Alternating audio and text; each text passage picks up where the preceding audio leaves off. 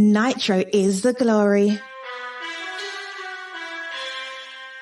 Welcome to the No Name RC podcast with your host tonight, Keenan White, aka Lefty the Great, and if you are unlucky, the Finnish village idiot, JQ. This is the RC podcast with no name, but plenty of content. So sit back, relax, and get ready for some serious bench racing.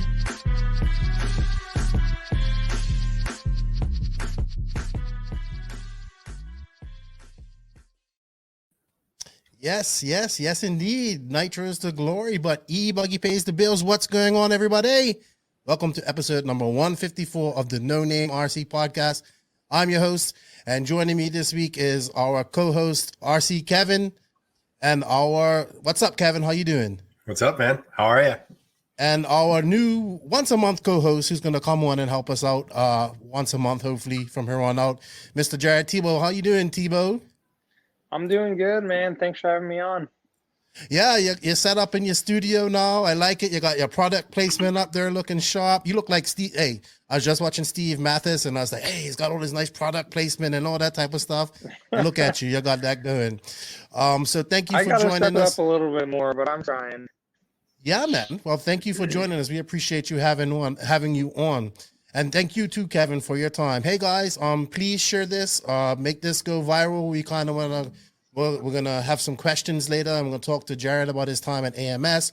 We're gonna have some silly season talk as well, and just get his feelings on 2022, what's coming up and stuff like that. So hey, thank you guys. Share this, and hey, before I go on any further, I have to thank all of the NNRC squad from around the world. We can't do this without you guys. Thank you for all the support.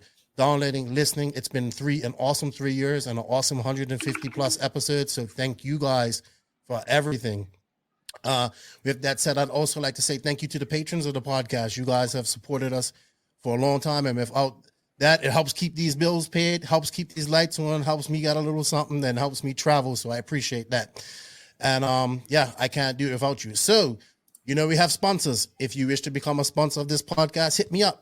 We're going into 2022. We're doing some new things. So if you think this is a great place for your company to advertise, then hit me up and let's talk.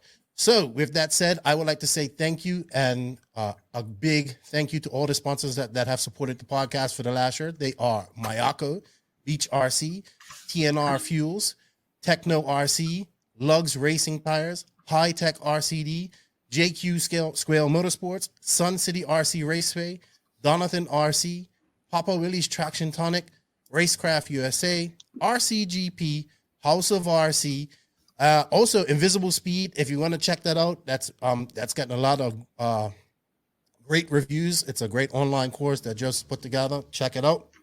And of course, when you got a chance, check out the Sold Out app. And of course, now JTP RC and RC Kevin, because he's a blogger and we need to support him as well. So I welcome them to the podcast. Remember, everybody, show the sponsors some love, shows the podcast some love. You have links and coupon codes, affiliate links for all of that in the written description of this podcast. Show them some love, helps us out. All right. Hey, super sticker alert. Oh, there we go. One of this must be Canadian from. Is it a friend of yours, Kevin? Yes, Montreal. One of my patrons, actually. So thank you, Marc Andre. Thank you, Mark, for your support. We greatly appreciate it. Does he speak English? Yes, he does. Okay, great. That's good. Thank you. All right, everybody. So we've got Jared with us. He just came off a grueling, I would say, AMS 12.0. Really, really nice. I liked it. I enjoyed it. What I got to watch. You've had success at this race before, Jared, I believe. I've been to this race when it was in the summertime. It's a lot different from how it was that winter. So let's tell us about AMS. You was excited going into this race as well. So tell us how it went for you. Yeah. I normally always really look forward to going to this race. I like the size of it. I like the number that they have. They normally have a pretty good track layout. In my mind, I'm always pretty good at that event, but I think these last 2 years have been a little bit more difficult with it being in the winter compared to in the summer. The track's a lot different. Really, this year it was it seemed like quite a bit different compared to last year. It was really high grip, but the track dried out really fast, like in practice day, and then they watered some, and temperatures were kind of all over the place. Like when I first got there, it was warmer, and then we had some really cold days and some cold nights and stuff. But yeah, the new format was interesting. It was different. It was cool just to kind of, have some unknown, have some kind of excitement, something to look forward to as a driver. It wasn't so just kind of mundane, if you put it. All in all, I really enjoyed it. I didn't have the weekend I really wanted, but, pretty proud of my effort. I would say I was off on speed to kind of start, and then really picked up my speed in the qualifying, but I wasn't really ever able to like string my good 3 laps really together. That format was really interesting. And it was really difficult, and not really for the reasons you would think. It wasn't because, certain drivers have 3-lap pace, certain drivers don't have 3-lap pace, people driving crazy. The weirdest part was when you would make a mistake or something and you would want to like check up and kind of get space, is you didn't know what anybody else was doing. And so you didn't really know like when to jump in and like who's on what. The track was, it's not a small track, but I think we had like 11 or 12 cars in qualifying, and there's a lot of cars on the track. So anytime you do like get out of the line and you need to jump back in, you're normally getting in front of somebody or getting close to somebody. And so that was really the trickiest part, I think. And, even other people, like you'd have 2 really good laps and then someone would jump in right in front of you, not knowing that you're on your last lap, and, you might get messed up. And, so that was really like the most challenging part, was just, there were so many like moving things going around on the track, and, people pulled over to the side. People, like it wasn't like a normal qualifier where you have people like actually just sitting there waiting, trying to like get some clear space. So that was interesting. Did you take advantage of the format, like go into pit lane, lean out, or play on tires or something like that? Did you use that to test some stuff or whatnot? No, I never actually came into the pit during any of the actual qualifiers. As far as like engine stuff, I mean, all the top guys, our stuff's all running really good. You can maybe do some ride height adjustment or something like that, but they were actually, normally a race is like 1 lap out, you start the clock, and we actually had like a full 2-minute warm up. So those little kind of adjustments that if people that kind of know me or people that see me at a lot of races, mainly the drivers, will know that I'm super weird with ride height adjustments, and it's kind of something mental where like before most mains and just like before most of my races, I call for like a quarter turn ride height adjustment. So I was doing that a lot in the warm up. Yeah, I mean, the format was cool. I thought the super pole idea was really cool. The long mains and everything was cool. I think, there maybe was a couple things they didn't quite think about as far as like the double electric B mains and then having triple electric A mains, and then just not having that many actual like classes, where I think there was a lot of like all of our mains were really tight together. So, it was just a pretty intense main day. I mean, 3 10-minute Ebuggy mains and then 2 45-minute Nitro mains, all, with only like, 1, 2, or 3 races kind of in between. And then also for the pro guys, we had to marshal 2 45-minute races also.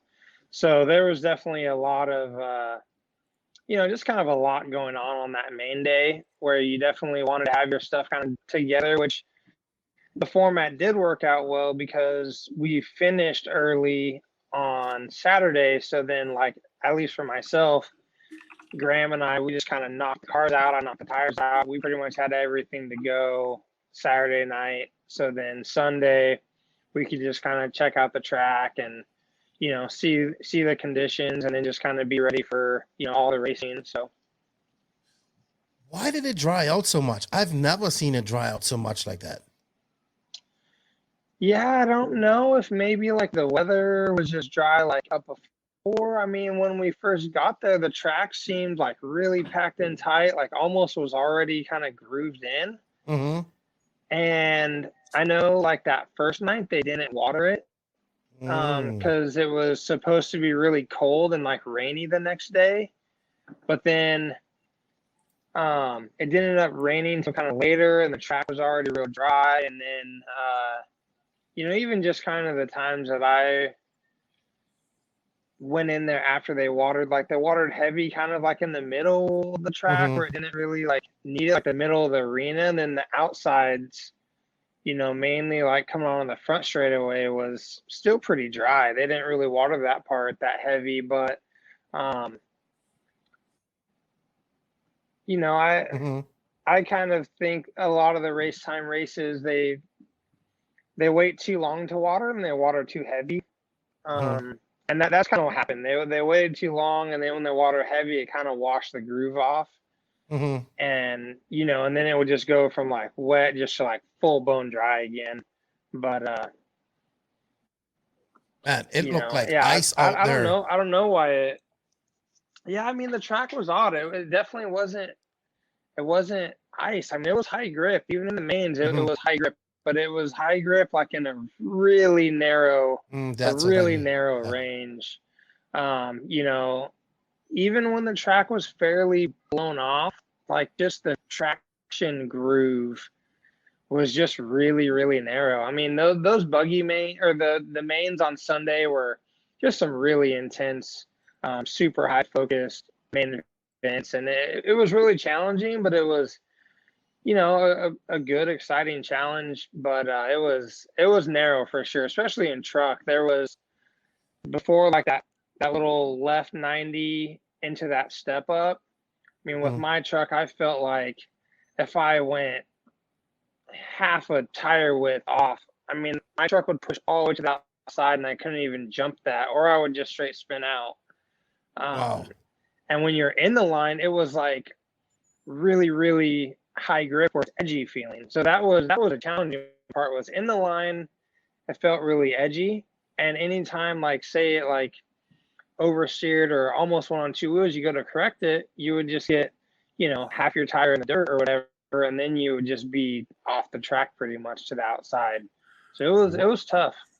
What did you end up on tire for setup? I ran mainly clay. I pretty much ran like all clay tires in practice, mainly clay tires in qualifying, switched to super soft long wear for Q3, super pole in the mains, and I ran super soft long wear scribbles on my truck and super soft long wear zips on both buggies. Messing around with a bunch of different tire sauces. A lot of people run FDJ now, especially at the race time races. So was messing with some different FDJ sauces, and honestly, I thought my tires were pretty good. My grip was good. I think my speed was actually pretty good most of the event. I just, just wasn't really in the right spot at the right time, and just kind of some costly mistakes. I mean, some of qualifying, I don't even remember where I qualified in truck. I was pretty far off in Q1 as far as like position, but then the next two I was up there, and I had the fastest. I think I had the two fastest overall, like 5-minute runs, and even in the super pole I was really fast. Just kind of had a couple unfortunate little incidences and stuff here and there. One crash my fault, one crash not my fault, and you just kind of get shuffled back. And then the main and truck, I got shuffled back right at the start, and I think I was a lap down before the first pit stop even.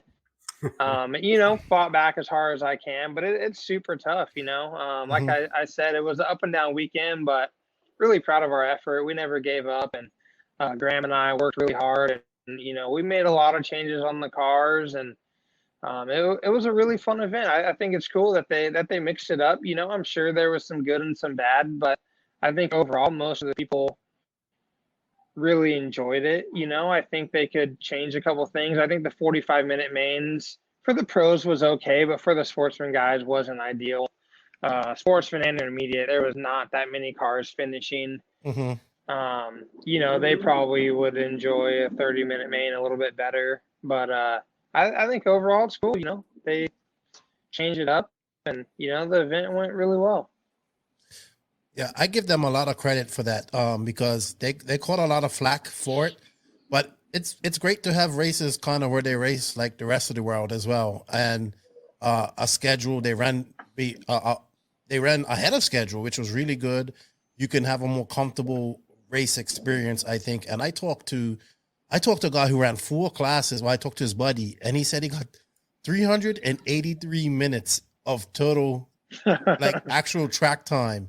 So like 6 hours and some minutes of total actual track time, and he loved it. You know what I mean? And I think that some people have to understand that not standing in line for 45 minutes to go up there for 5 minutes is not actual track time. You know what I mean? So I think there's room for both types of races. I love the controlled practice. I hate the line personally.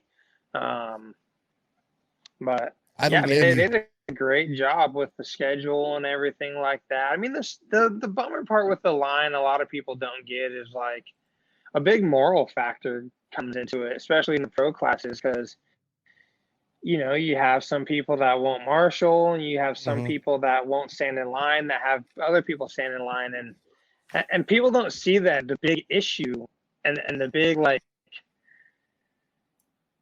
Yeah, I get it. It can make or break someone's weekend. You know, like if someone is willing to not let that morally bother them, that they're skipping the marshaling and skipping the waiting in line, they can practice twice as much as say someone that's not willing to do that. And that is a huge factor for, you know, the pro drivers, for how much practice time you get and stuff. And so I really hate that. It's just like it's just like a mental moral battle kind of all day, you know, for me with those types of events. And you know, it's not really that fun. So I like the controlled practice. I thought that was awesome. Yeah, it makes it fair for everybody. You know, I mean, some people will run more classes, obviously, than others, but that's their choice to run that. It's not like you said. Yeah, but in the pro classes, like that doesn't really come into play as much. But yeah, even for the regular guys, I mean, you know when you're gonna run, you know how many times you're gonna run. You can plan everything kind of accordingly. You know, your tires and you know just kind of your whole day. Awesome. Was the schedule pretty cool? Like, was working on a schedule pretty easy? Yeah, I mean, I think they ran pretty like tight with it. I never really saw like an actual like timeline kind of schedule. I think they had one posted. I just wasn't really like, you know, I wasn't looking like, okay, my qualifier runs at so and so time. You know, I didn't really pay like that close attention, but yeah, it was, you know, I think they stayed right on, you know, right on target. And, you know, I thought it was good. We were getting done at good times. You know, we weren't starting crazy early. They started pretty early on Sunday, and, you know, I think they finished way ahead of their schedule, so they could maybe have started, you know, at 8 instead of 7. But you know, which was a bummer. Like the pros have to marshal the first race, and you know, so I was there to marshal at 7, which makes for, you know, a pretty long day. But I wanted to kind of see how the track shaped up, and you know, I wanted to be there anyway, so it worked out. All right, I have one. How do you? Okay, so like Fan ran away with this from the get go. He was lapping like people by like the first fuel stop. How do you, as a racer, you know, like that, you like we all know that you guys are equally in speed, but just at this race, he's, you know, obviously he was the fastest. Like, let's be honest, he was just on fire. He was good. He TQ'd. He got off from a lead. How do you, as a racer, mentally kind of focus and say, all right, put my head down and I'm going to go, like, I'm not going to give up and I'm going to get as many spots as I get. And I actually thought that a top 5 for you was a very good result. Not maybe the result that you wanted, but you wasn't really on pace in qualifying. And I said to you, I said, that was a hard fought 5th. Like, you know what I mean? How do you do And that? Like, Nitro what do Buggy you do? talking about? Yeah. And Nitro Buggy. Yeah. I got 4th, man. 4th. Okay. Sorry. Yeah, See, man. I'm sorry, man. I my brain is fried. Even 4th, you know, it's a hard, like, I think the JC guys seem to have an advantage from the get-go. Their tires seemed a little bit better from the get-go. But to fight back from bad qualifying, well, not bad qualifying, but so-so qualifying and all that stuff, to come back and finish a hard-fought 4th. Sorry, 4th. Yeah. I mean, you know, like I said, my pace was I think my pace was more under the radar than what it like actually was. You know, I had pretty good speed. You know, really, I should have finished second in that super pole. I had like 2 unfortunate things, like let's clip something in the back, and I lost a bunch of spots. And then I was gonna go for the 10-minute, you know, no pit stop, and then I was like making some spots up, flowing really good, and then I crashed off that little drop off on the back right. And the 2 marshals there were just kind of talking. That corner never really had like the marshal facing the correct kind of direction. And that was a really tricky corner. And I had crashed right there, and I knew I couldn't give it any gas because I just didn't want to, like, you know, risk it. And I sat there for a really long time. I lost probably 5 positions, and you know, then had to make a couple up at the end, and you know, and then I think I started 5th, and you know, actually battled with Mayfield. Well, he started behind me. We both kind of came through the pack, got in 2nd and 3rd, and I was feeling pretty good. I think, you know, my like comfort and, you know, maybe my car, maybe my tires, you know, wasn't quite as good as say like Mayfield's was. And some of those guys I was racing around, Finn was gone. Sometimes he can just have this crazy speed, and you know, he's had that multiple times in his career, whether it's 8 scale, 10 scale, and you know, you can't really say it's car, you can't really say it's tires. There's just certain tracks where, you know, he just does crazy things with his driving, and he's like wildly talented when you're able to drive the track like really aggressively. And he was just able to do that somehow, and just had some crazy pace. But yeah, like me and Mayfield were racing really, really good. I was like, okay, you know, 2nd, 3rd is going to be total possibility. Like, I have this. And I had a really unfortunate crash. After that, kind of like they called it the Camel Hump. I was just a little too tight there, and it was dusty. I spun out kind of up the face of that roller, and I was stuck on the inside. And that marshal there, he kind of, lots of people kind of had issues kind of with him, either on that part of the track or on the other side where he was watching too, after that double after the straightaway. And man, I sat there forever, and I couldn't bounce. I was trying to like bounce off of it, but I was up on the roller, and so I dropped pretty far back after that. And then, you know, just the way the track was, I mean, pace wise, I couldn't make up any time, and so I was trying not to crash at all. And you know, but you're risking it by just pushing the pace a little bit more than you should. And so I had a couple more mistakes and stuff.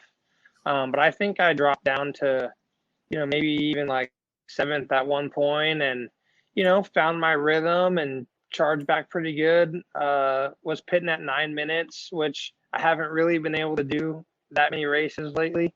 And, you know, my cars and tires were working pretty good, and I got into 4th, and you know, a couple mistakes I wish I could have back. I think me and Jones could have battled pretty good. I was slowly catching them.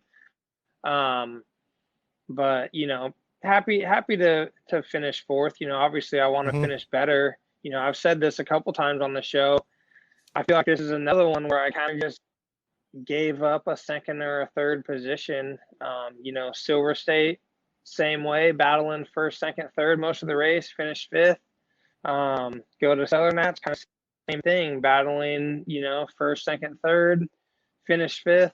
And then this one, never had a chance battling with the lead, but, me and Mayfield battled, and, I felt like I had the pace to race with them, and, came home fourth. So, not too stoked on it, but making progress and trying my best. That's really all you can do. And, as long as I'm kind of like in the hunt and feel like I at least have a shot, that's a positive. I wasn't out there driving around, not ever battling and just floundering around and luckily getting fourth. I had the pace to get second and just unfortunately finished fourth.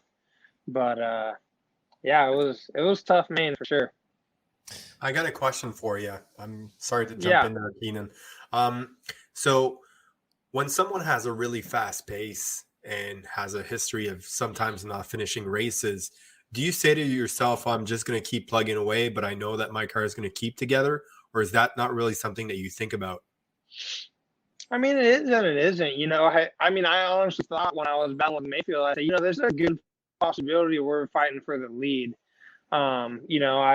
Dakota's a great driver. He uses great equipment, but it's fairly common, unfortunately, for him to have issues in the main, and he's unlucky. Let's say like that. I don't know what causes it, or what kind of goes on. He does drive more aggressive and does things to his cars and maybe even his engine that say like I wouldn't do. Maybe that plays a role, but you never really know. I mean, there's so much to our racing. It's wild what our cars actually can go through. But yeah, it did cross my mind when me and Mayfield were battling. It was like, this could very easily be a fight for the lead. But I'm happy to see Dakota win. It's a bummer when you see people TQ and people, like having that weekend and they just don't finish it off. And me and Dakota are friends, and it was awesome to see him, finally kind of get that, dominating buggy win that, it's looked like it could have happened quite a few times, but just hadn't. Yeah, man. Hey, thank you, Daiquiri Man, for the super sticker. And hey, Jasmine says hello. She met you at the Oklahoma Super Chips race. She is she's a female drag racer, no prep drag racer. Oh, nice. Welcome, Jasmine. So before we wrap up AMS, we had like a watch party and we was watching, and one of the guys brought up a great point about the AMS track. He said that the AMS track was very 10 scale ish. And that's another reason that we felt that Fenn was really good on it. It was very like that 6-pack was very, you had to be timed right and you had to do everything. And I think it was a fairly smooth track, so he could push a little bit more aggressive because he is super, super aggressive. And if he got out in the dust a little bit, it wouldn't catch. It was just a lot of things that went right for him on that track. And I'm glad he won too. And I didn't pick him, so I guess I can never pick him again because they say I jinx him. But it's all your fault, Keenan. But no, I know. But I know it's rude, but we have a term for what happens with fend, and it's actually called fending. So he didn't fend this weekend, but Mayfielding is okay. Mayfielding is okay. Yeah, that's when you like he Mayfielded the field. Yeah, Fenn Mayfielded the field. There you go. All right, so hey guys, we're gonna come back, ask Jared some more questions, but we have to pay some bills here for our sponsors. So we would like to thank actually Techno RC for being a long time sponsor of the podcast, and they're gonna return next year. So hey, we got a commercial for them. Techno RC. Techno RC. Techno RC is a premium manufacturer specializing in 8th and 10th scale high-performance off-road RC buggies and trucks. Visit www.technorc.com for a complete catalog of their products. Techno RC. Excellence in engineering. Hashtag Techno Takeover.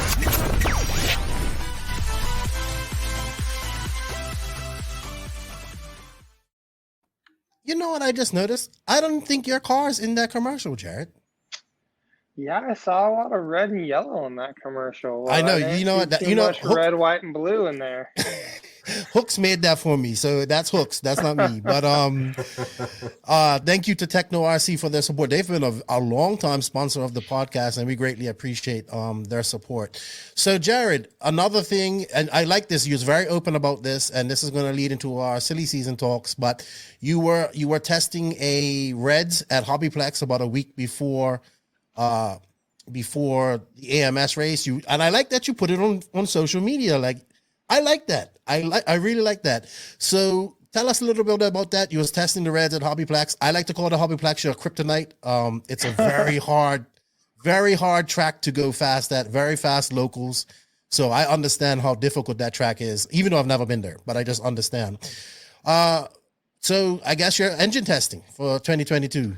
Yeah. I mean, I like to be pretty transparent, and normally we're not really like able to do things like that, but kind of the MX thing is something kind of unique where like my contract's ended, but I'm still kind of like using the product. I'm not really sure. I've kind of talked over this. It's a pretty complicated thing with the whole MX situation, and so I'm still working with them to try to see like if something's going to happen next year, but I just not quite getting all the information that I need. So, I'm definitely checking out other options. And, me and Marco have always been cool with each other and buddies and stuff. And, I've known Elliot for a long time and, have kind of seen the progression with the engines. And, this summer they asked if I wanted to try an engine. And so, I didn't want to turn that opportunity down and was like, yeah, I'd love to test one. And, they just kind of came out with that new engine with the updated backplate and the 3-needle carb, which I'm a big fan of 3-needle carbs. I have a unique throttle finger, and so I tune my mid probably more than my other needles, because that mid range really sets kind of like where your engine's kind of gonna run at. Like your mid sets the engine, and then your top and your bottom kind of tune it in my opinion. So I think that's something that they've drastically been missing, and so I was planning on just running in at my local track fast lane and not going up to Omaha and racing and kind of keeping it all low key and everything. But we had a bunch of rain here at home, and I wasn't able to run the engine at all, and so decided to go up to Omaha. And I was gonna put my other head on, but the way that their button is, it doesn't fit. And so I was like, whatever, I'm not gonna hide it. So I did kind of a fun little picture where you could like barely see the yellow and stuff.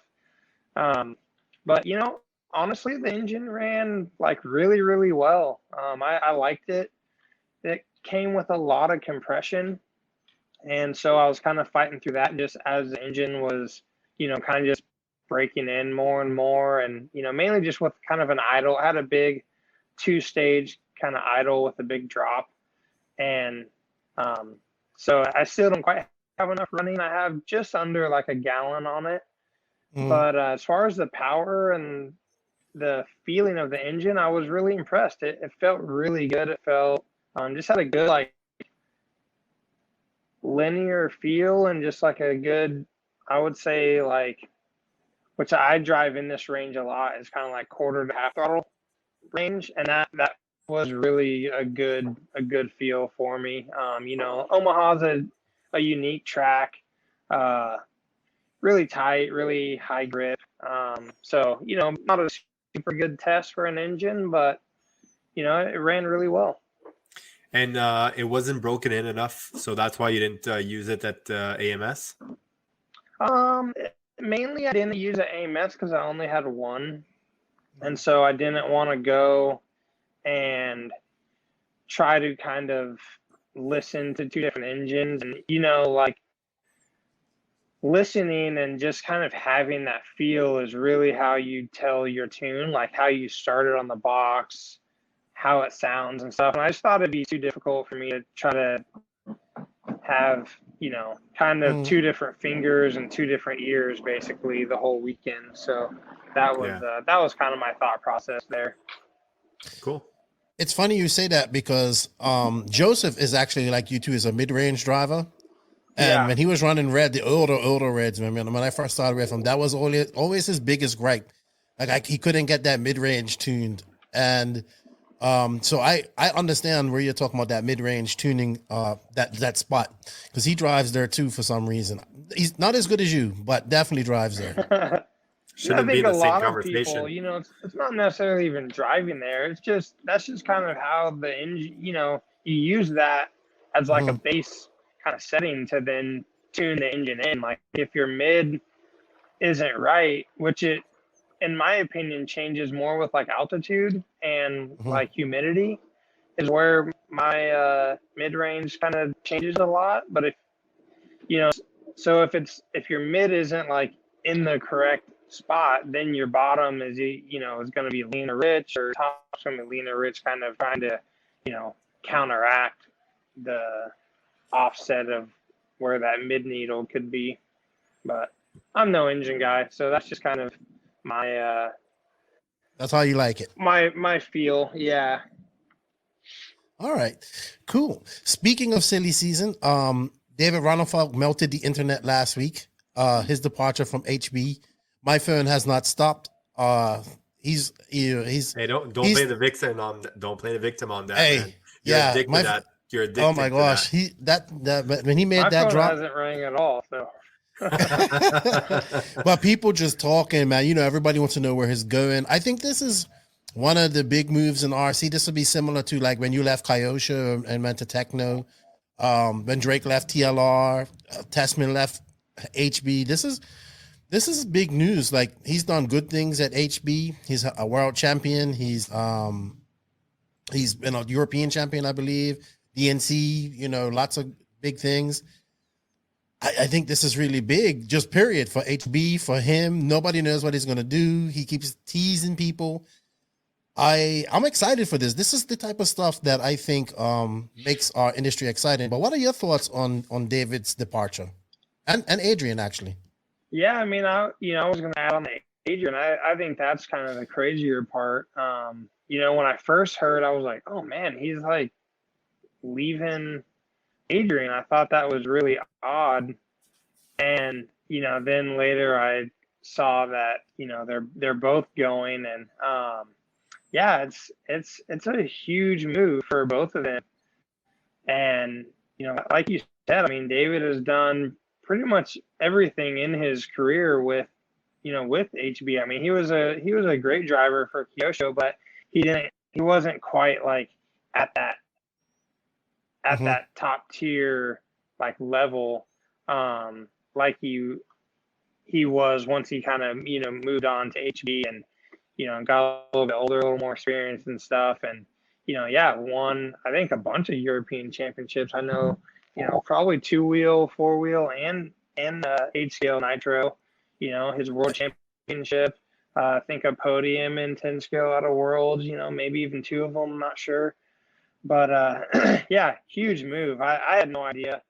Me and David are friends, but unfortunately, with us not really racing together, at all these last couple of years, we don't really, talk much or anything right now. So, I have no idea. I wasn't expecting it at all. And I don't know. I don't know where he'll really go, because him and Adrian have to both kind of find a spot. I thought maybe like TLR in Europe or something would be like a pretty good spot for both of them, just because they don't have much presence there. But what do you think of Infinity? Could be something that we speculated too.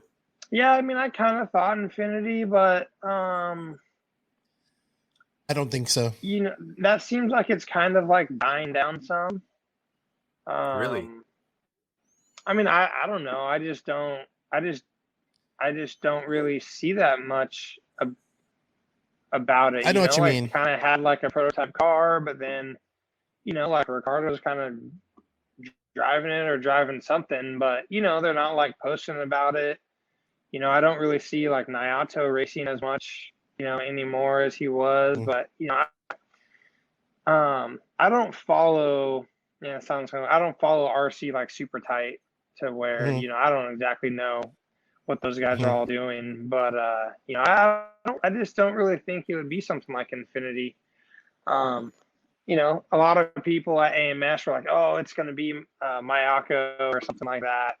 Half the internet thinks it's Mayako. Yeah. What?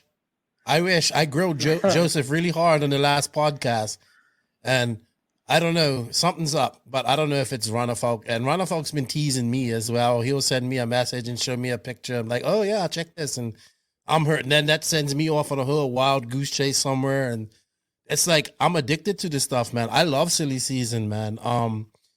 I think it's super important to our industry because I think it's like it's like trade season or like at the end of the year when your favorite motocross guys are gonna switch teams. I really enjoy it. I'm into it. I love the drivers that get into it because they make it fun. I know some drivers don't like it.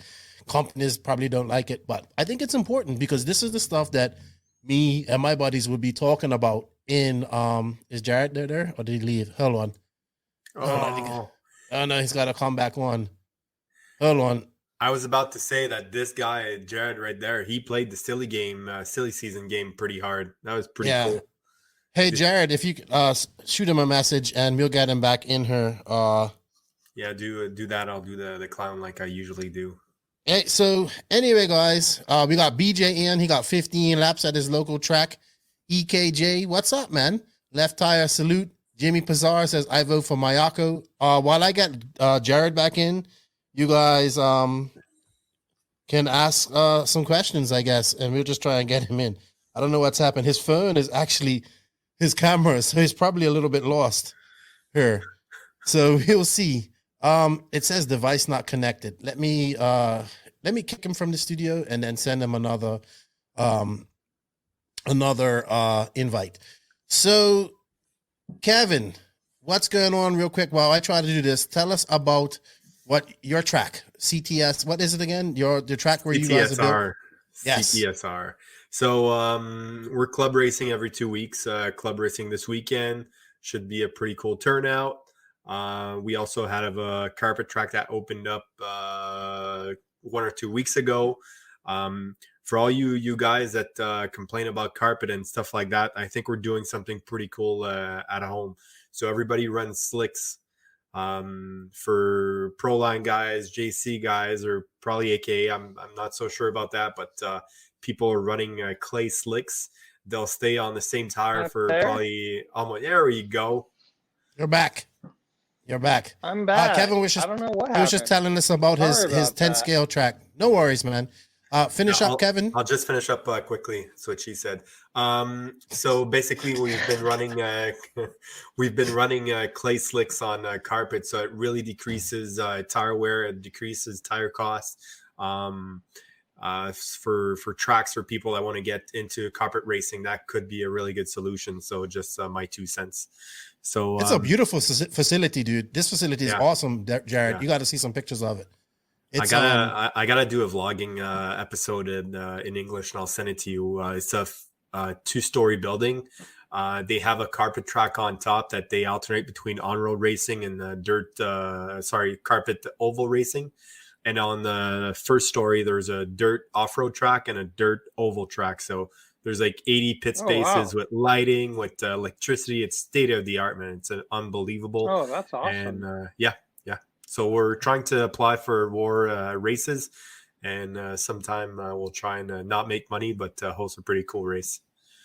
Yeah, man. Oh, cool. What's up, Sean? What's up, Dennis? What's up, Maury RC? Thanks for joining us, guys. If you ain't shared this, please share it. And yeah, so Jared, what's your thoughts on the whole silly season thing? You play into it. I like that you do. Do you think we should hike this up a little bit more? Do you think it helps bring some excitement and charisma to what I think is a very vanilla sport at the moment? Yeah, I mean, I love it. Some people I don't know, don't like some of the articles or whatever kind of pop up. Don't like me. That's it. They don't like me. They don't like me. They don't like me because I geek out on it. Well, no, you don't really come up. It's funny because Tyler, works for Live RC, And so we have like a techno group chat, like all of us talking, and like his nickname's the Fuzz. And it's always like, you know, like we'll say something like, "Oh no, the Fuzz is here," you know, 'cause, like we can't say Comment was deleted. you know anything because it's like the live RC guys on there. He's gonna say something. You know, so that's just kind of a fun like insider kind of thing we have. But I think it's awesome. You know, like fans, no matter what it is, like fans want to follow it. I mean, you know, I love Supercross, motocross. You know, when you're hearing about riders switching and riding different bikes and stuff, it's awesome. You know, that's gets people excited, and you know, I think silly season's a huge part of just kind of the excitement and people being able to, you know, learn more, follow more, whatever, learn some personality. Maybe like if a driver kind of jokes around and, you know, plays to the silly season. You know, some companies I think take it, you know, maybe a little too strict with like, you know, not wanting anything to like leak out or whatever. But like I get that side too. But you know, one side you have like the business with the company and like certain logistics there, but the other side, you know, not like we're entertainers, but you know, we do have to have a fan base and have a following, and you know, because those people are going to want to buy the products that we're using. So yeah, I think it's great. I like that you kind of stir it up some and post about it. I think it's cool. And you know, the power of the internet right now is it doesn't take long for you to look at what happened with the Mayfield at the Worlds. It doesn't take much for just one picture and everybody hears about it. But that's just the way of the world. It's a good and bad tool, you know. Your teammate tune in. What's up, Tyler Jones? When are we gonna change your nickname to the Truth? I told him he's got to win, and then he stops becoming the Dark Horse and it becomes the Truth. Tyler the Truth Jones. What about Teebs? Yeah. Is that? Your new nickname, because everybody that comes on there has to have a nickname. Yeah. So you know how like who does Mathis have? That guy Weege or what? Yeah, Weege. You know, so like so that's the easiest one for you is Teebs. And then like we also have Rowan. Fine. I'm cool with it. It's better than Tebo. I hate being called Tebo. All right, well, really? Teebs from now on. Cool. I'm cool with Teebs. That's fine. We're gonna have to be worse things out there. All right. So before we take some questions, we got a couple more things I wanted to go through. 2022 Worlds has been announced in Redavon. I am super pumped about going to Redavon. I hopefully will be there. How about you, man? Redavon, have you been? Have you ever been there?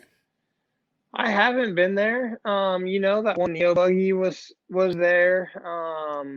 I opted, you know, not to go. You know, the place looks amazing. I really hope that kind of everyone's able to go. You know, I think it will be challenging for the US drivers. You know, I don't know exactly like layout change and different things with that type of place, but you know, those fast, flowy European style tracks is definitely something we don't really have. It'd be awesome to have a world championship happen again. And hopefully all goes well. You know, I definitely want to go. You know, plan on going unless, you know, there's like some vaccine restrictions or something like that. But that was my question. Are they redoing the track? How is it going to work? Do you know? They are. And it's going to be a fresh layout only for that race? I don't know the exact what the Worlds requires. Because that's the thing. I mean, there's always gray area there, though. I mean, like that Sicily Worlds, they had to change the track. And, I mean, all they did was add like half an inch of dirt to the whole track. Yeah. Which got washed away anyways. And, you know, there's always been kind of some gray areas with some of those track changes. Sweden was another one, you know, that layout had been the same for like 20 something years. But it's still the same. Yeah. I mean, that was a darn fun track too. I'd love to drive a couple more laps on that track. It's still got the that hill with the chicane on the top. Freak about the track layout. The best guy's gonna win regardless, but I do think the US guys, it will, you know, I like those style tracks. I do feel like I drive those style tracks pretty good, but it takes some time. You know, it's just a different driving feel when you have to like use wheel input, like you're changing throttle input and wheel input kind of like at the same time, and like changing both of them through like faster sections. You know, we're normally like fast race section, corner, you know, like you brake, you do your corner, you exit. Or sometimes there it's like lift a little, get back on, make a little bit of a corner, but you're still like on the throttle, or you're like jumping something at an angle. So it's just a lot different, you know, driving style really. Anyways, you guys are going to be there long enough that you'll have time, I think, to practice, eh? Yeah, I mean, the world schedules have kind of changed the last couple of times. So, yeah, I don't know exactly what kind of schedule they'll be doing. I know if there's no warm-up, they normally do a longer schedule. Like, that's what the deal was with Australia. But they're having a warm-up. So, I would assume that they would go back to their more standard, shorter schedule. I know for us, if everything looks all good and we're able to go and stuff, you know, the plan is to do the warm up and the race. So, you know, that's a big plus. But yeah, just got to kind of wait and see as time gets closer. Awesome. I think, when was it? Italy was the last time it was in South America, in Europe. So it's going to be interesting to see. In Sicily.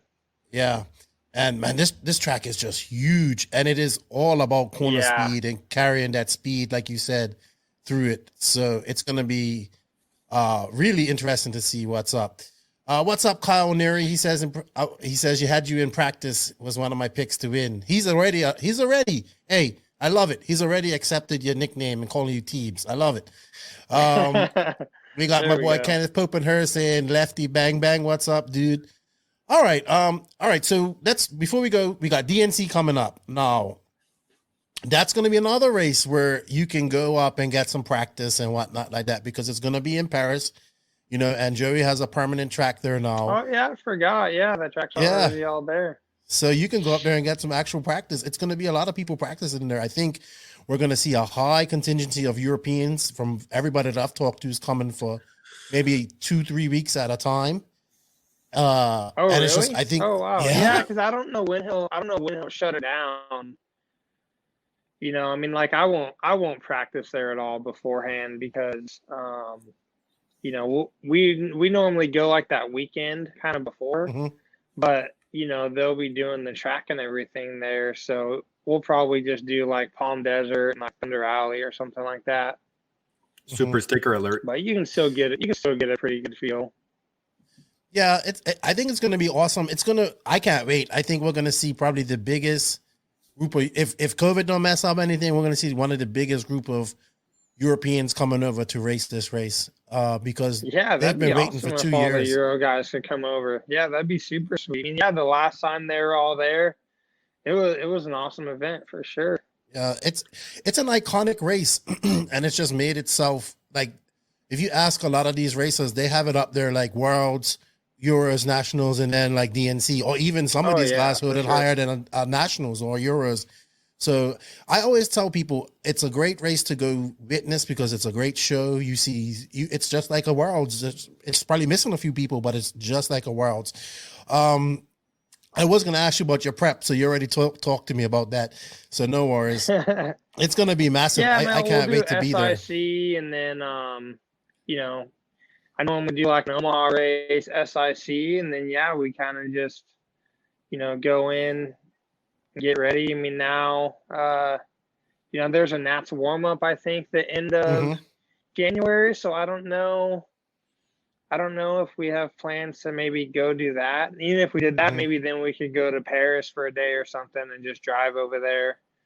That's going to be a busy start of the season. We haven't quite worked into our first quarter schedule yet, but we'll just have to see.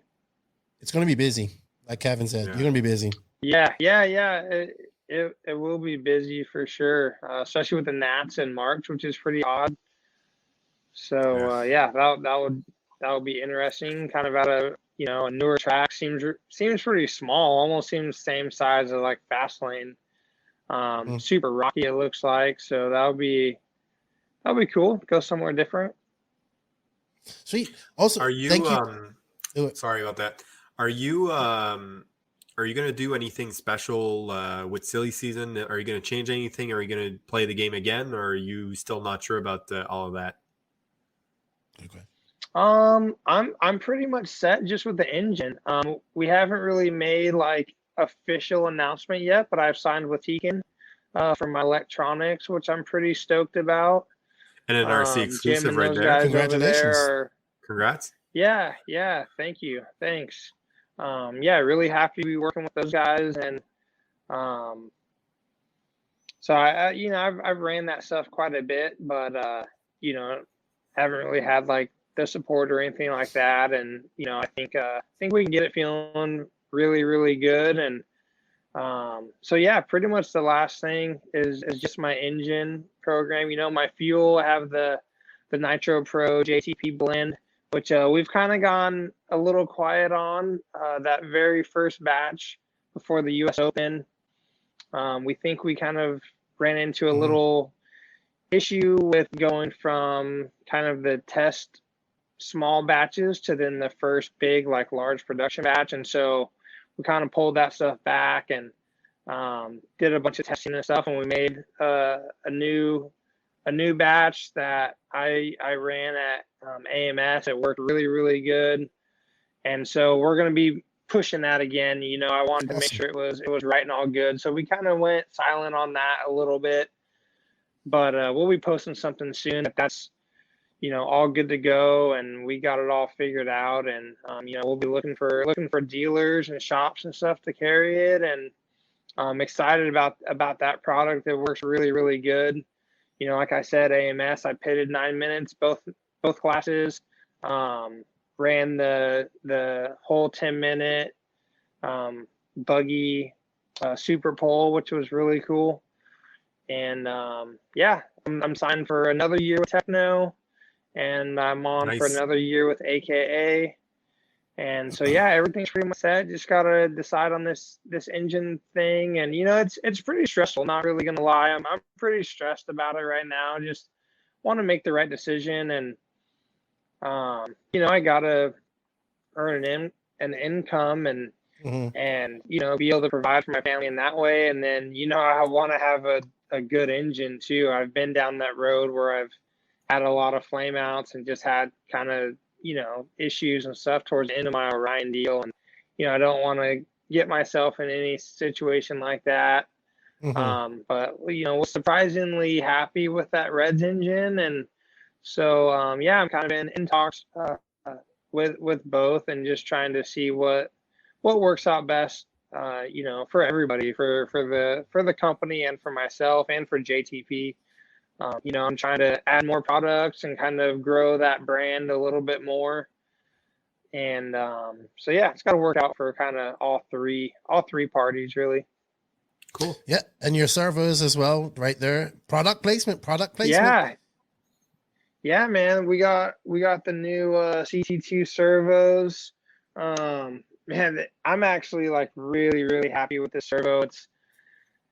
There's been kind of something I wanted to do as far as servo design, like in the case for a long time. I just never really had the opportunity to do it. And so we're able to kind of pull the trigger on it. It's a pretty innovative design. No other servo has it.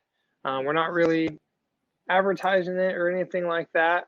You'd have to get one and crack it open and kind of see what's inside. But it's a really, really good servo, something that I'm pretty proud of. And with my JTP, I'm not that interested in just slapping my name on a product and just, I want to have a part in it, have a piece in it, and, say like, this is something I believe in and something that I've helped with and that I run and trust. And, with our time constraints we had last year, we kind of just put my name on an existing servo, which, was the best we could do for that time. But we took, a good 6 months to really work on something new and exciting. And, we're able to come out with it, and people are going to love it. It's still priced really well, $135. And I'd say it's the best or one of the best 8-scale servos that you can buy for sure. Awesome, man. You get it. Like Brandon putting your name on stuff, getting involved. That's all stuff that's going to benefit you here in the future. So, and also if you guys want to pick up some servers and stuff, you can go to www.jtprc.com. Link in the comments. It's shopjtp.com. But is it? Did I get it wrong? No, because when I go to your it says jtprc.com. No, man, because that's what it says right here on your website. Click on store. But good stuff, man. I'm glad to see you doing things like that. I think that's what we should do as professional drivers and stuff like that. Get involved with your stuff, get your branding on it, and and then that makes it for you like something that you can do maybe when you retire and stuff like that as well, and stay in the industry. Yeah. I mean, it's tough. We wear a lot of different hats in this industry. The driver. It's tough to earn a living, and it's been cool to kind of start my own brand. It's been fun. I've never wanted it to be like a full-time anything, but as I'm getting older, it's like, man, this is a pretty good opportunity. I definitely shouldn't let it let it slip away from me. So I'm trying to take advantage of it.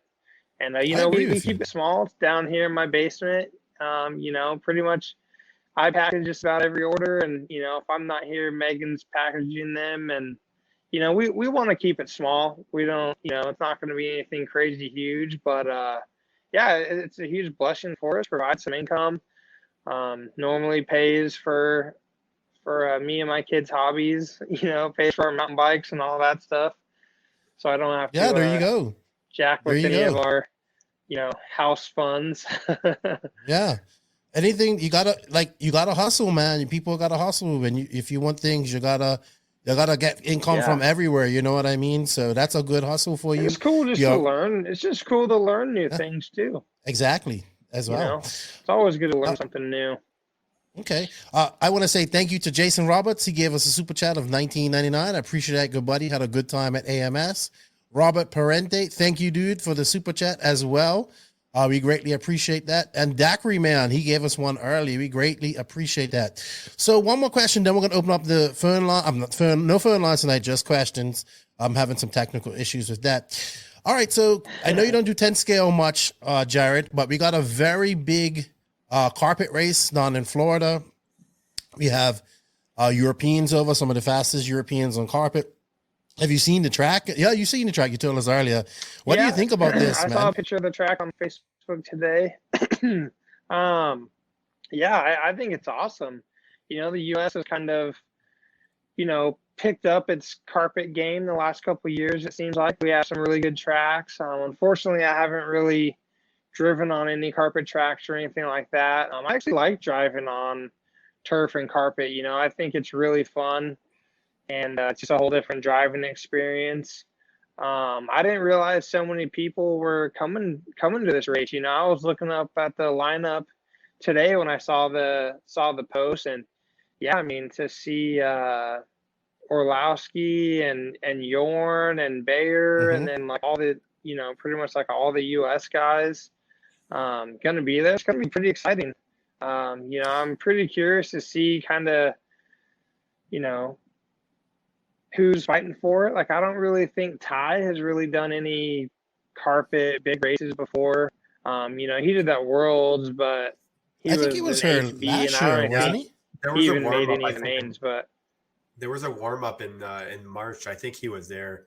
Cav was there. Oh, Mayfield really? was Yeah. there. Brock was there. A lot of guys went March, I think. I might be off on the date, but there was this winter there was a race. Cool. Yeah.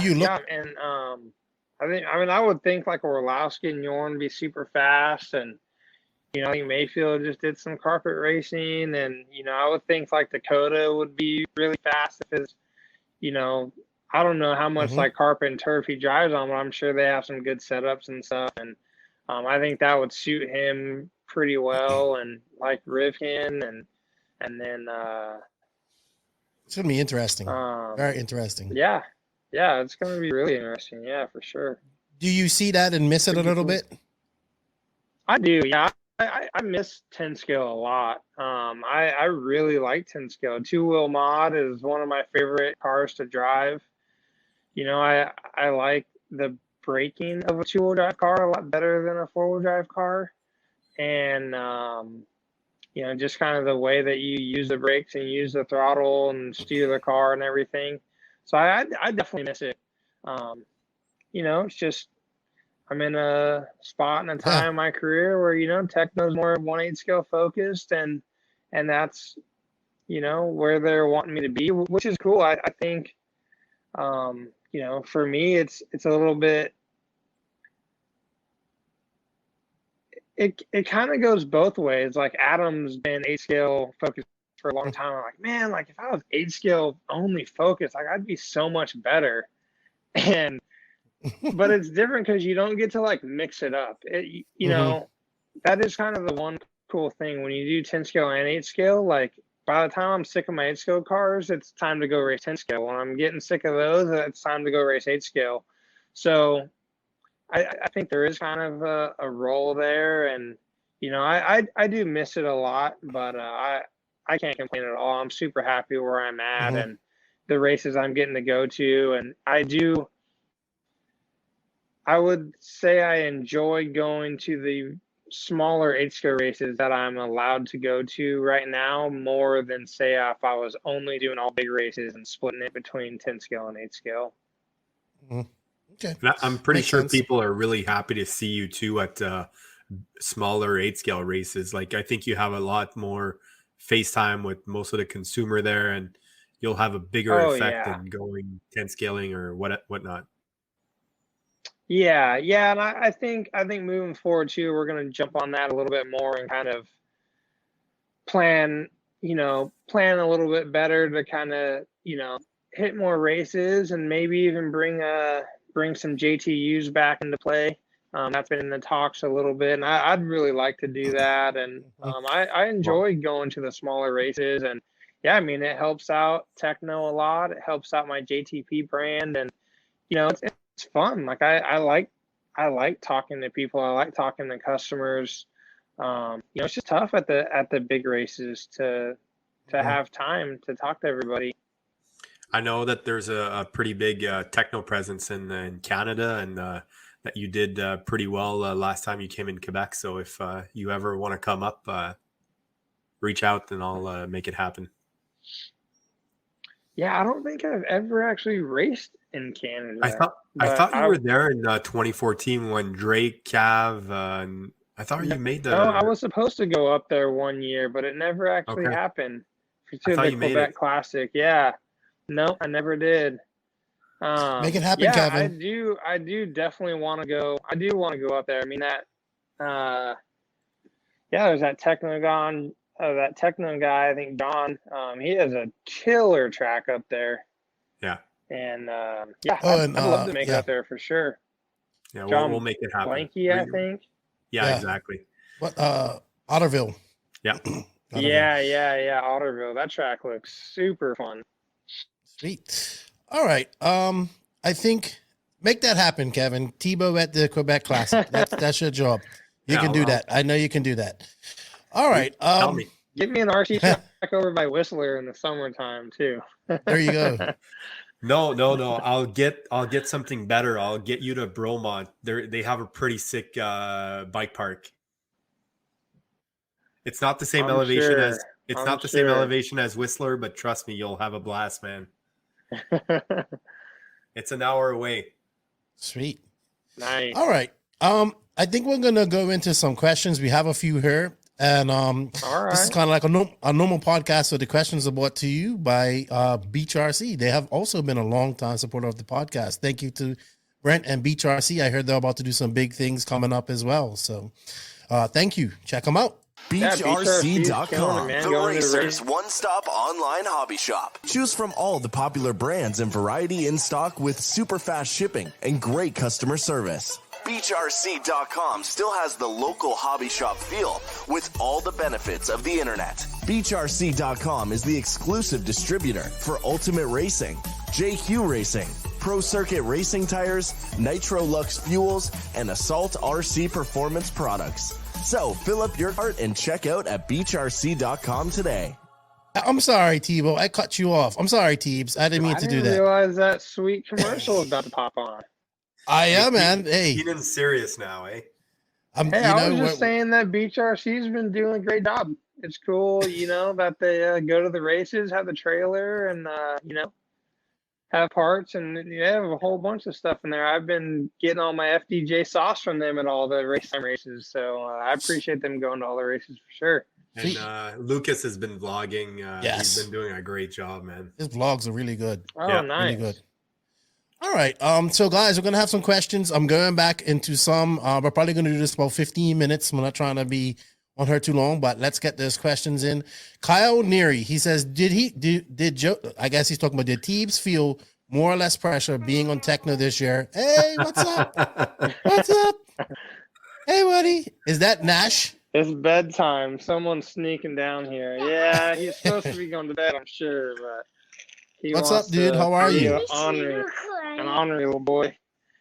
Not right now, but hey, yeah, I know all about that. I know all about that. Real life, man. He wants me to go upstairs and cuddle with him. Put him to Soon. Give us 15 minutes. That's Nash, right?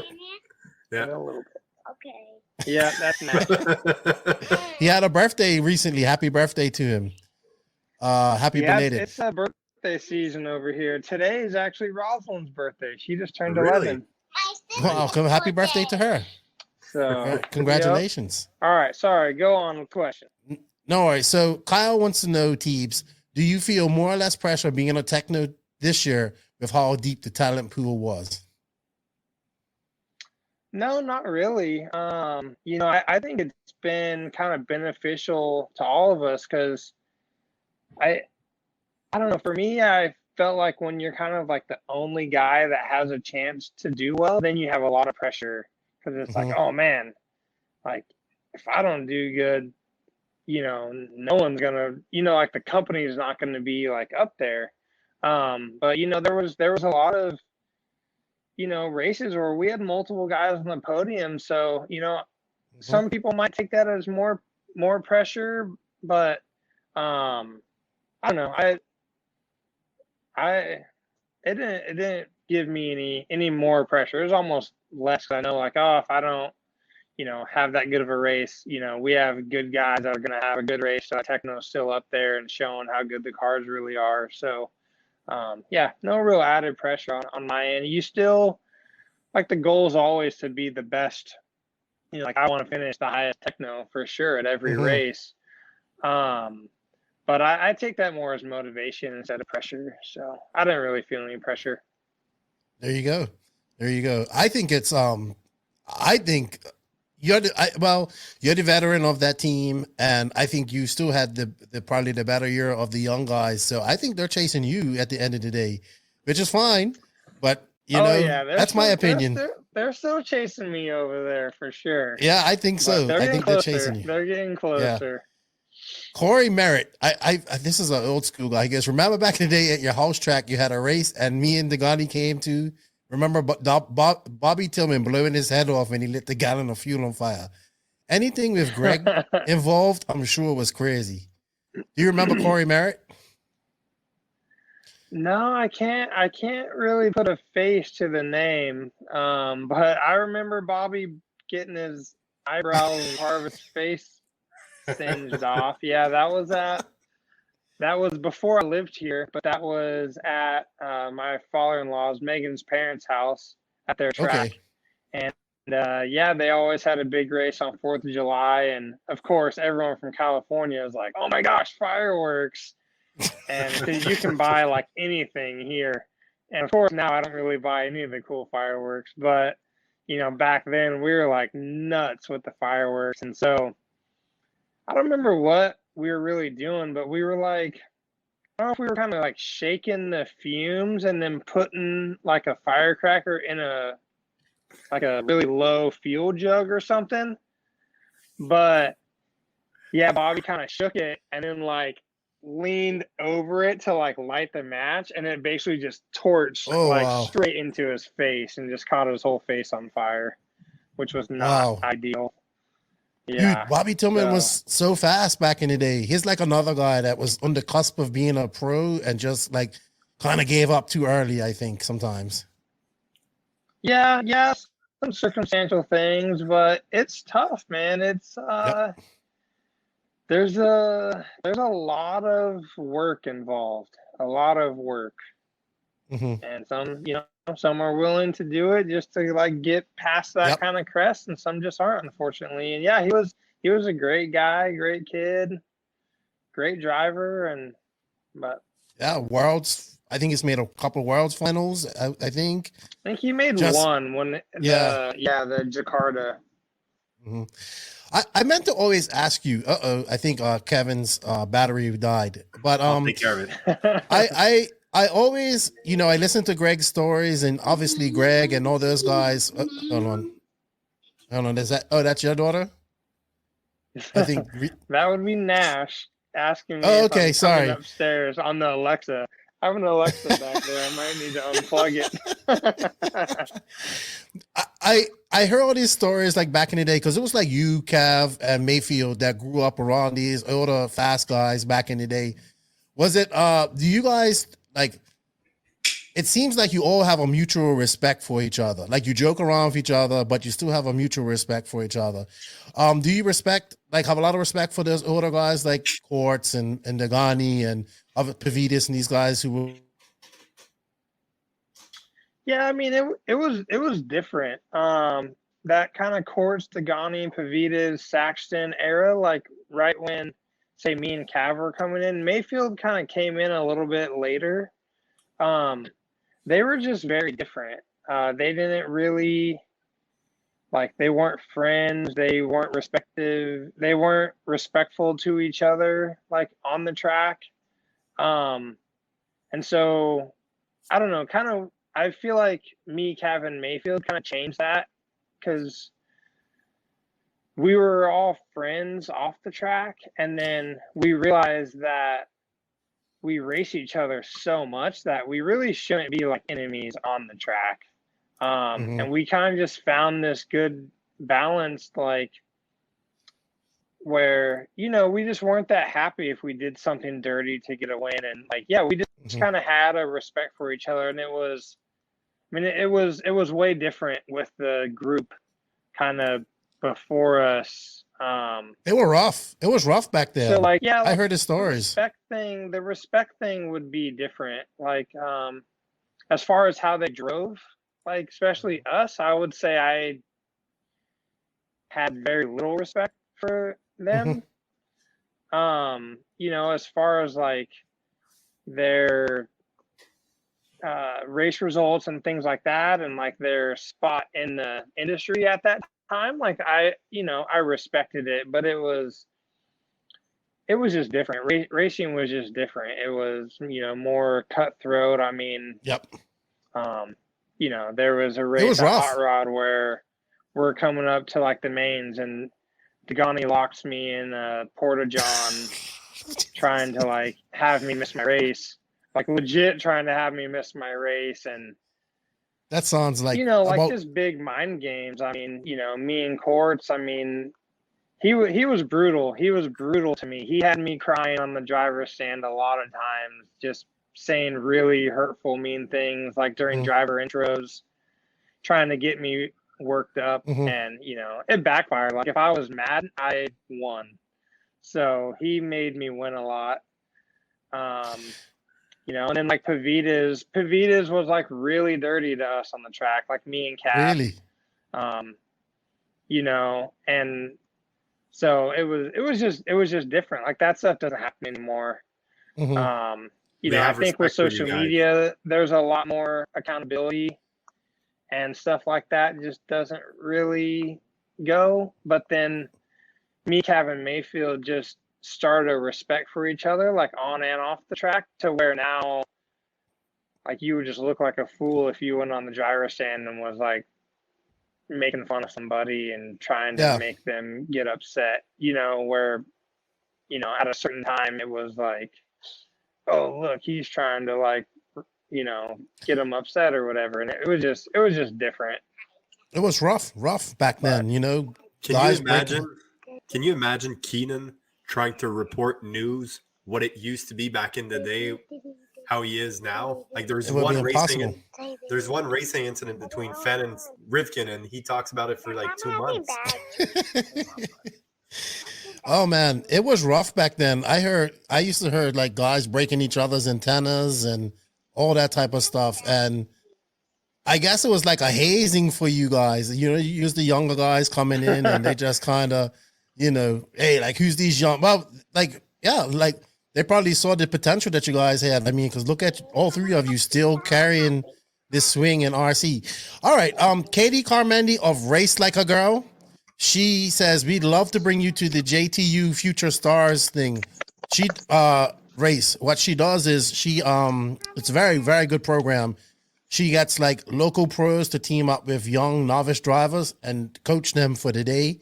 And like they get all these tires and all this stuff and they give them to different drivers. It's a really good program she's doing in North Carolina.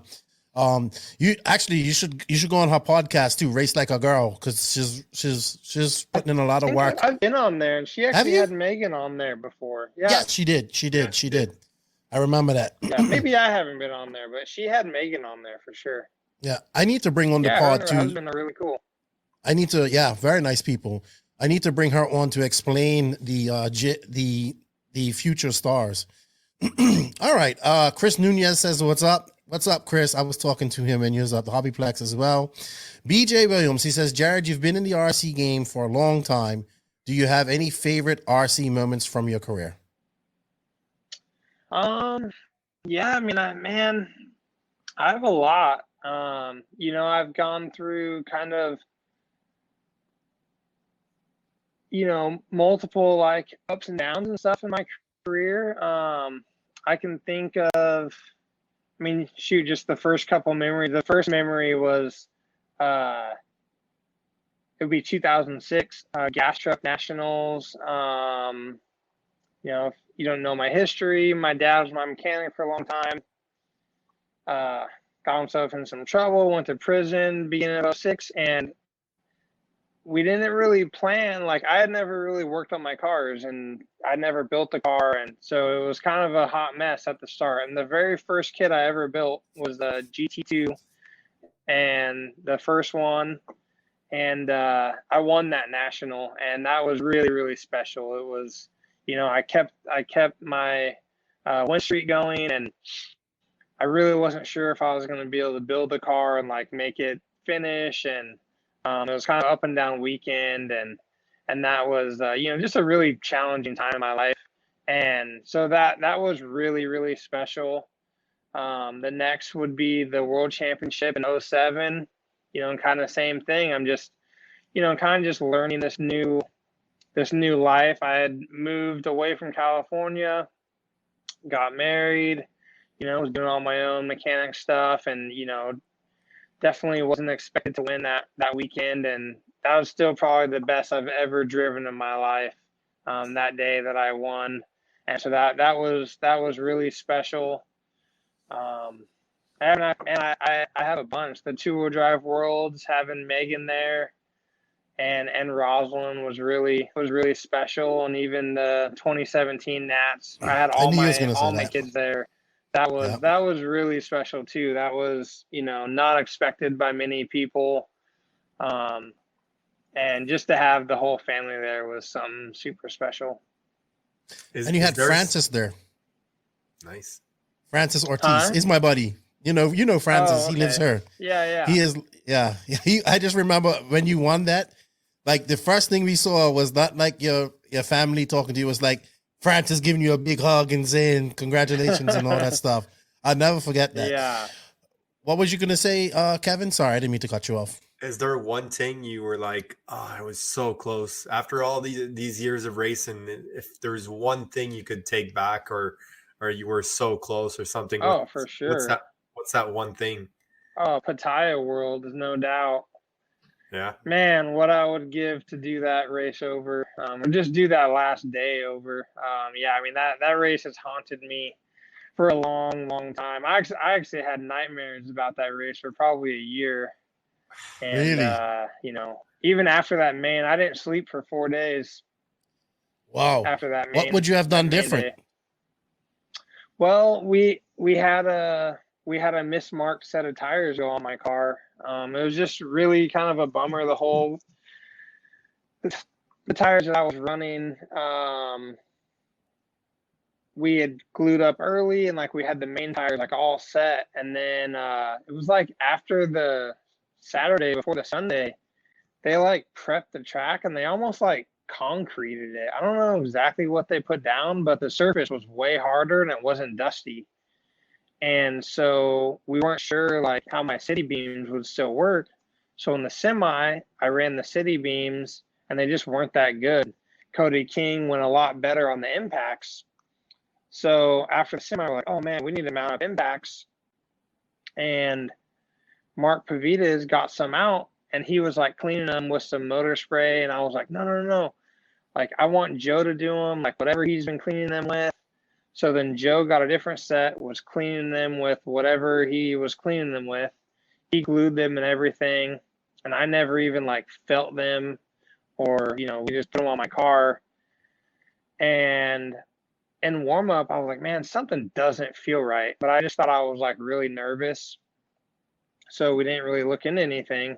And then about 15, 20 minutes into the main, I could feel it. My front tires were going bald. And a mismarked box of tires, they had green dots, which was soft on them, but they were actually super soft tires. Oh, wow. And so super soft tires got put on my car for the main. And they just went bald like before halfway, and so I lost all my pace, and ended up finishing third. And when I truly think that was my best opportunity to win for sure. I could hear it. Even it's painful for you to talk about it now. It sounds like.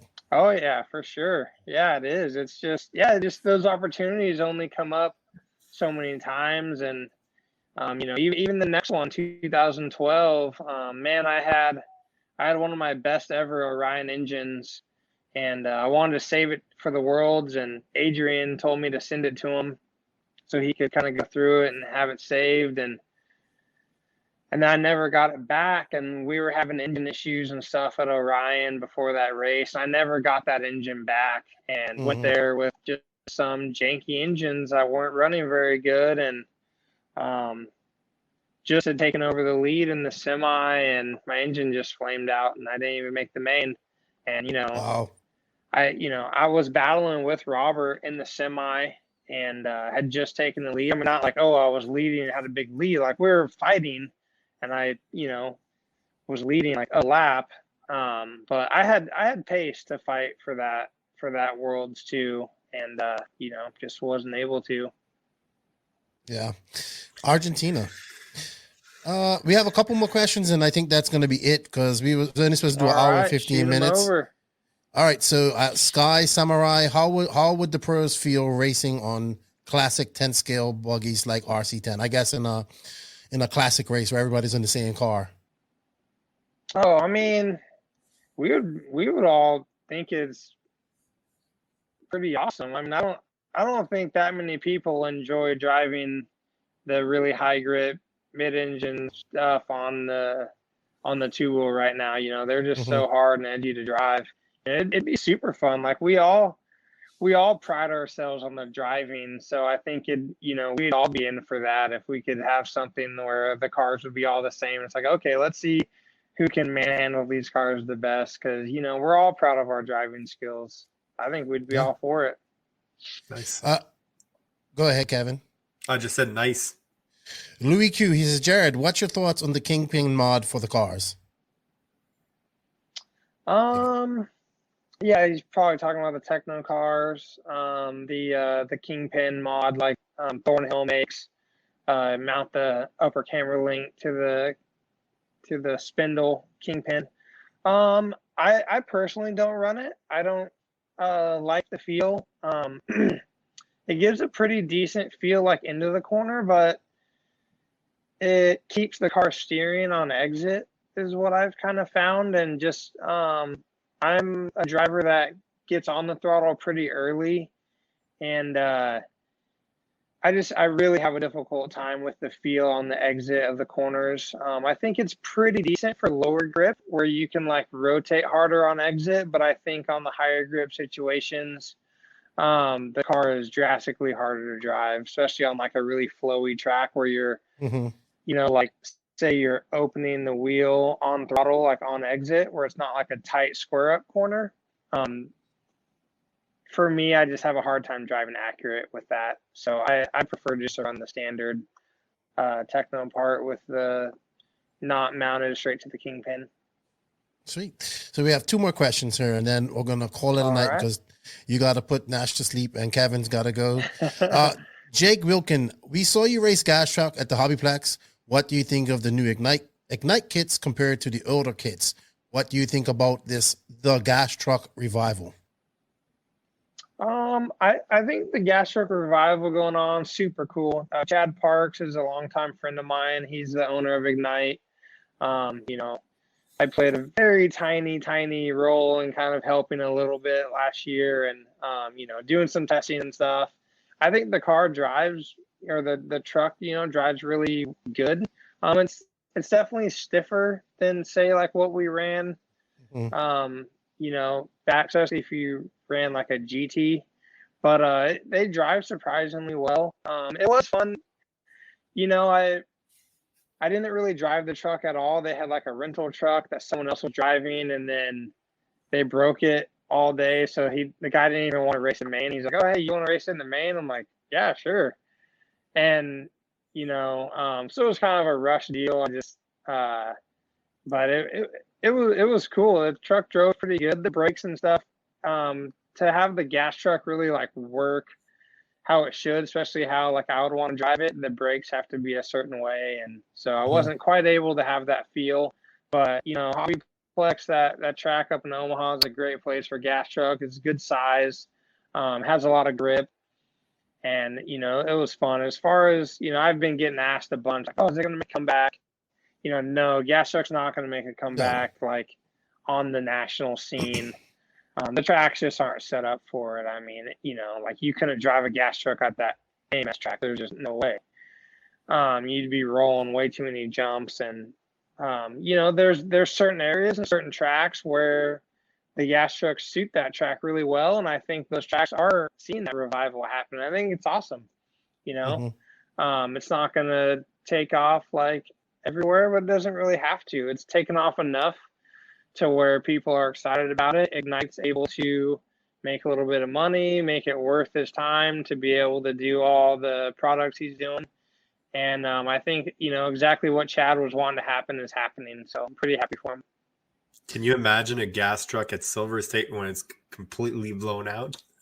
They did it. They used to do it back in the day. That works really good. Yeah, that's not a problem.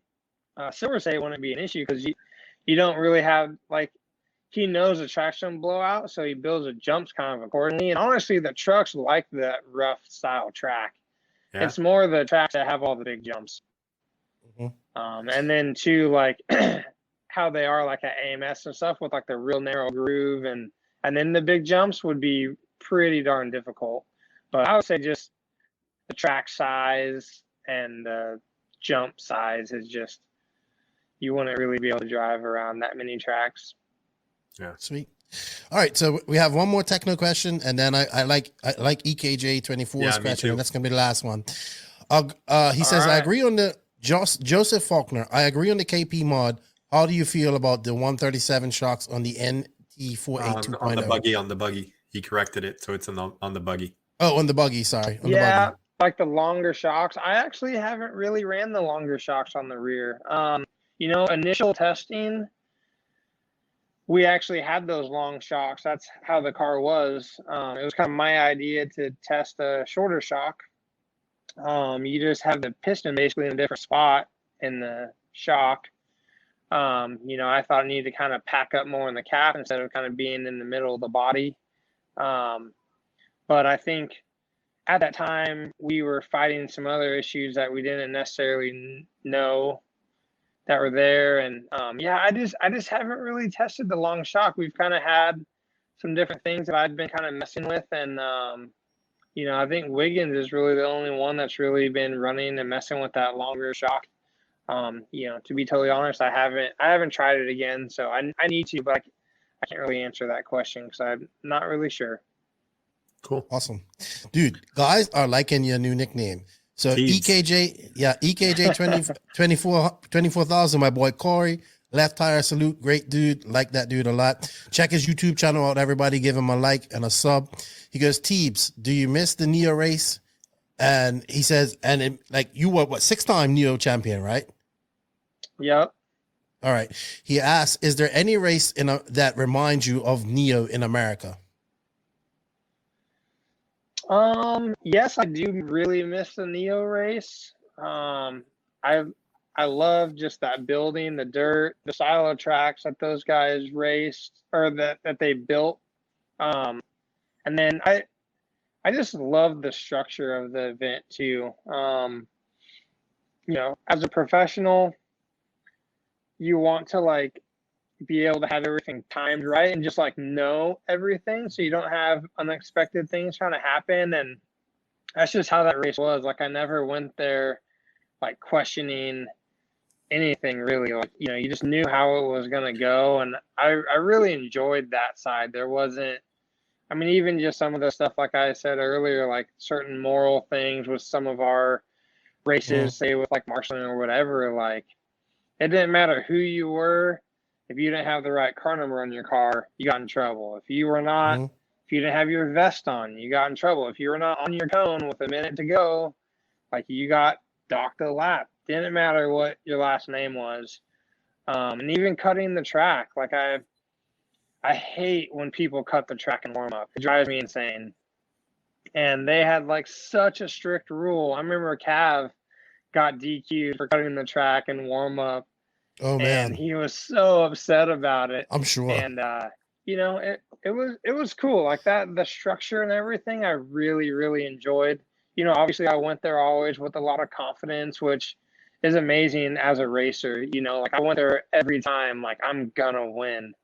And that's just the greatest feeling as a racer. So I really miss that race. There's nothing in the US that really reminds me of it. We're just everyone just kind of knows and it's not really on the race director's fault or whatever, but everyone knows we're just too relaxed on our rules that you're not really going to get in trouble. And so people just don't really follow them. And, it just kind of is what it is with that.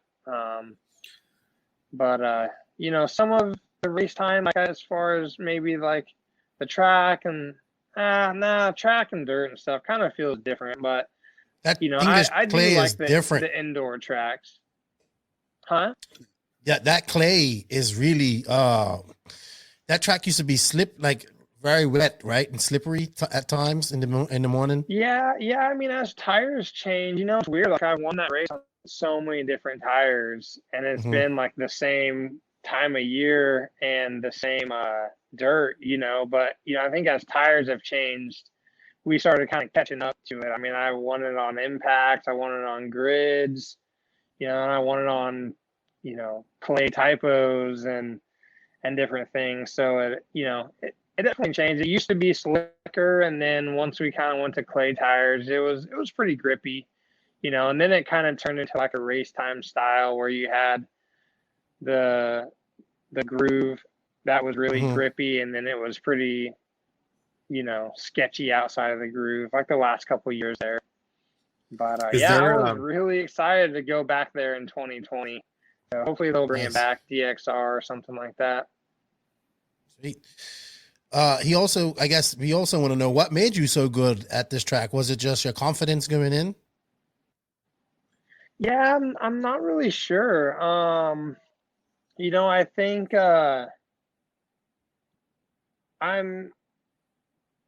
that track was always tight enough, and the way that they build it, you couldn't overdrive it. And I think I've always been pretty good at driving really accurate.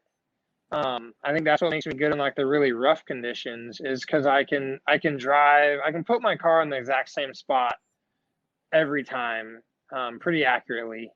And that's kind of how that track was. Like, you couldn't really overdrive it. You had to be really good on the brakes.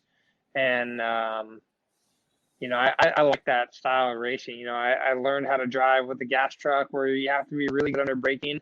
And for me, that was always kind of the key, was just being good on the brakes so that you could be accurate in all the corners and all the jumps. Like, their jumps were, you know, kind of crooked, and like they had a lot of just moving parts and a lot of obstacles on the track. And I just the technical tracks. We lost you just in time at the end of the. We have you. Okay, it sounds like your AirPods disconnected or discharged. So, but that's all right. We're at the end of the thing anyway. So, thank you, man. We'll wait for him to get back on. Thank you, everybody. I'm back. Oh. I think one of my earpods must have died. Yeah, it did. It did. I'm like not super technical, so I need to make sure get you hooked up. Charged up. We're gonna get you hooked up. We're gonna get you hooked up for 2022. Hey, Each man, it'll start getting better. It will be. You start getting into this. Watch, you'll see. All right. Thank you, dude, for your time. We greatly appreciate it. Good luck with the rest of your year. I know you're going to Hobbyplex, and then you're gonna chill out for a while, which you need. I'm spend some take time. Mason this next time. I'm gonna take I know Mason. If you see this, I'm coming for you. The Iceman, right, for me, most improved young driver of the year, Mason Fuller, right off the bat. For sure. Yep. Yeah, he's you know, he made a couple people upset at the start of the year, and you know, I gotta give it to him, dude. He's driven so clean, so good to like finish this year off. It's been really cool to see. Yep, I think he's got a bright future ahead of him. I really do. Yeah, I would say so. All right. So anyway, Teebs, thank you for your time, man. Remember, guys, check out his servers, and I guess the fuel will be out, and cats. Get it right so I don't mess it up. What's the web address, please? It is shopjtp.com. Okay. Shopjtp.com. Thank you. Check out my boy RC Kevin. He is doing some good stuff. I know he does a lot of it in French, but follow his blog channel on Facebook. If you're a French racer, tune into his stuff.